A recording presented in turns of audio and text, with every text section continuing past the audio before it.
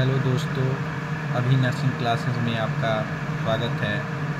आज हम लोग बीएससी नर्सिंग 2022 से 26 सेशन की फ़र्स्ट ईयर एग्ज़ाम जो आज हुआ है दोस्तों, आज उसका हम लोग डिस्कशन करेंगे। जैसे कि पता है, मध्य प्रदेश में BSc nursing Madhya Pradesh medical science university Jabalpur कराती है।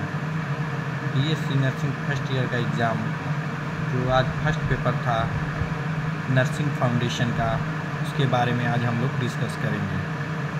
दोस्तों, टाइमिंग 3 आवर की रहती है जैसे कि देख सकते हैं, और मैक्सिमम मार्क्स 25 रहते हैं, और इसमें कोई किसी प्रकार का ऑब्जेक्टिव क्वेश्चंस नहीं रहते हैं।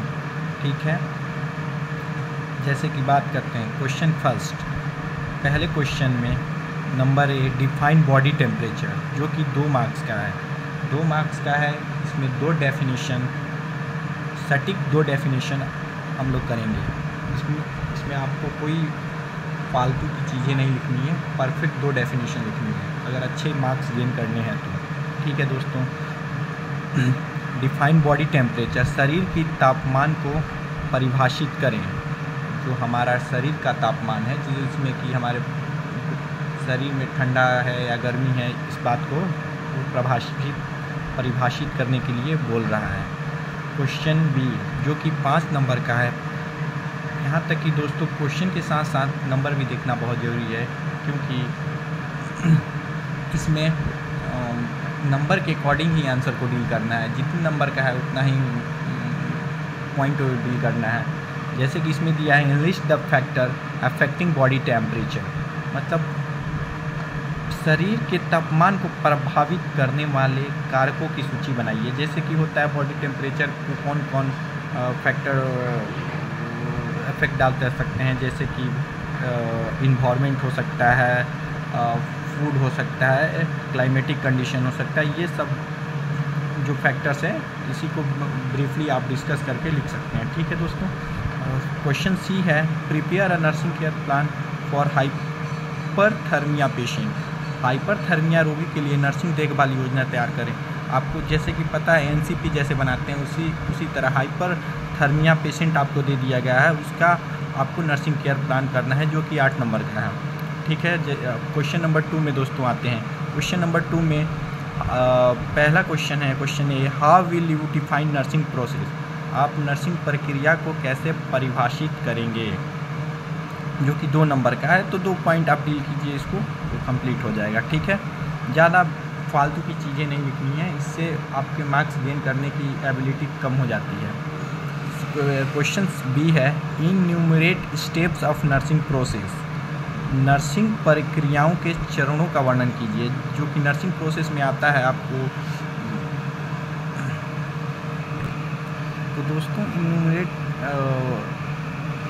स्टेप्स ऑफ नर्सिंग प्रोसेस में होगा, जैसे कि अपन लोग सबसे पहले असेसमेंट करते हैं, फिर डायग्नोसिस करते हैं, फिर उसका गोल या इंटरवेंशन बनाते हैं, फिर इम्प्लीमेंटेशन करते हैं, फिर उसका इवैल्यूएशन करते हैं। इसी के बारे में यहाँ पे लिखना है, ज़्यादा कुछ नहीं लिखना है। ठीक है, जितना बोला जाए उतना ही लिखना है, अगर मार्क्स आपको अच्छे गेन करने हैं तो। ठीक है, क्वेश्चन सी है, right difference between medical diagnosis and nursing diagnosis. चिकित्सा निदान और नर्सिंग निदान के बीच में अंतर लिखिए। जो आपको मेडिकल डायग्नोसिस बनते हैं और नर्सिंग डायग्नोसिस जो बनते हैं, दोनों के बीच में अंतर स्पष्ट करना है आपको, जो कि 8 नंबर के हैं। वो 8 नंबर के हैं तो दोस्तों 10 पॉइंट आपको लिखने ही पड़ेंगे। क्वेश्चन 3 की बात करें तो इसमें आता है दोस्तों, एक्सप्लेन बायोमेडिकल वेस्ट मैनेजमेंट। जैविक चिकित्सा प्रबंधन को समझाएं। देखिए दोस्तों, बायोमेडिकल वेस्ट क्या होता है कि बायोमेडिकल वेस्ट जो हमारे हॉस्पिटल में ट्रीटमेंट करने के दौरान, डायग्नोसिस करने के दौरान जो वेस्ट निकलता है, उसी को बायोमेडिकल वेस्ट कहते हैं। उसको कैसे हम लोग मैनेज करते हैं, उसको मैनेजमेंट को हम लोग बायोमेडिकल वेस्ट मैनेजमेंट है, जिसमें कि कलर कोडिंग रहता है, रेड में ये डालेंगे, येलो में एनाटॉमिकल वेस्ट डालेंगे। ये सब जो है ये बायोमेडिकल वेस्ट में आता है। ये लोग आप लोग, उम्मीद है कि आप लोग ये लिख चुके होंगे, क्योंकि ये बेसिक चीज़ है। Explain difference strategy to prevent nosocomial infection in the hospital. अस्पताल में नोजोकोमियल संक्रमण को रोकने के लिए विभिन्न रणनीतियों की व्याख्या करें। मतलब कि नोजोकोमियल इन्फेक्शन जो कि हॉस्पिटल में फैलता है from one patient to another patient, इसको बचाने के लिए क्या क्या हम लोग स्टेप्स लेते हैं, जैसे कि हैंड वॉशिंग हो गया, ग्लव्स के, पर्सनल प्रोटेक्टिव इक्विपमेंट का यूज़ करेंगे, ये सब दोस्तों कर हम लोग इस चीज़ को बचा सकते हैं। इसके स्टेप्स को लिखेंगे, क्या क्या हम लोग स्टेप्स ले रहे हैं इससे बचने के लिए, ठीक है। उसके बाद दोस्तों क्वेश्चन 4 का अगर ए का बात करें तो डिफाइन कम्युनिकेशन है। ये दोनों दोस्तों 5-5 नंबर के क्वेश्चन हैं। ये क्वेश्चन 3 का ये भी आप 5 नंबर के अनुसार लिख लीजिए उसको।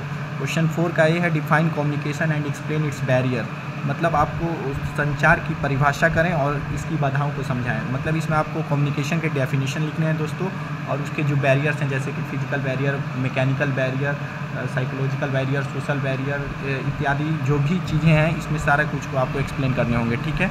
क्वेश्चन बी में अगर बात करें तो दोस्तों एक्सप्लेन टाइप्स ऑफ कम्युनिकेशन लिखने हैं, संचार के प्रकारों के नाम, जैसे कि types of communication, verbal communication, non verbal communication. Verbal communication में क्या क्या आते हैं ये सब चीज़ें। तो दोस्तों इसमें कम्युनिकेशन की प्रकार के बारे में आपको लिखना है। क्वेश्चन 5 की बात करें तो आपको इसमें 1, 2, 3, 4, 5, 6 क्वेश्चन हैं, जिसमें कि आपको दिया है एनी 5, कोई भी 5 क्वेश्चंस करने हैं, ठीक है। आपको 6 नहीं करने हैं, 6 में से कोई 5 करने हैं, और पाँचों क्वेश्चन 5-5 मार्क्स के रहेंगे, ठीक है। पहला क्वेश्चन है कोड ऑफ एथिक्स, आचार संहिता कोड ऑफ एथिक्स के बारे में आपको एक्सप्लेन करना है। क्वेश्चन बी है common site of intramuscular injection, IM जो इंजेक्शन है वो किस किस साइट में लगाते हैं उसको आपको डील करना है। Pre operative nursing care, nursing operation या सर्जिकल ऑपरेशन होने से पहले जो भी हम नर्सिंग केयर उसको प्रोवाइड करते हैं उसी को बोलते हैं प्री ऑपरेटिव नर्सिंग केयर। उसके बारे में आपको ब्रीफली वे में डिस्कस करना है, ठीक है। क्वेश्चन डी है ओरेम्स थ्योरी, ओरेम का जो सिद्धांत है उसके बारे में आपको वर्णन करना है, ठीक है दोस्तों। उम्मीद है कि आप समझ रहे होंगे। क्वेश्चन 5वां है आपका डेथ एंड ग्रीविंग, मृत्यु और शोक, ये दोनों को भी आपको अपने तरीके से लिखना है। और क्वेश्चन 6 है describe rule of oral medication, मौखिक दवाओं के नियमों के बारे में वर्णन करना है। उम्मीद है कि आप ये इस पेपर को अच्छे से एनालाइज कर पाए होंगे।